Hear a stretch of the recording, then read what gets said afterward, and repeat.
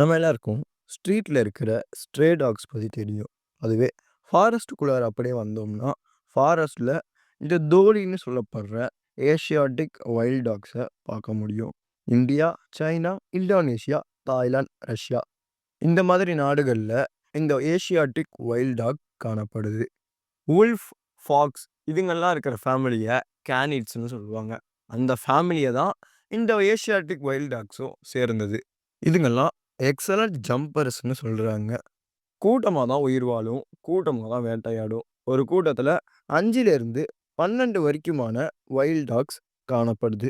இதுங்களோட 85% உணவு முறை பார்த்தீங்கன்னா, மீட்ட சார்ந்து தான் இருக்குன்னு சொல்றாங்க. மத்த பிரெடேட்டர்ஸ் மாதிரி இல்லாம, இதுங்க இரையோட கழுத்து பகுதிய பிடிக்காம, அதுங்களோட வயிற்று பகுதிக்கு தான் முதல்ல குறி வைக்கும்னு சொல்றாங்க. இந்த ஏசியாட்டிக் வைல்ட் டாக்ஸ்லாம் இப்போ என்டேஞ்சர்டு ஸ்பீசிஸ்ன்னு சொல்றாங்க.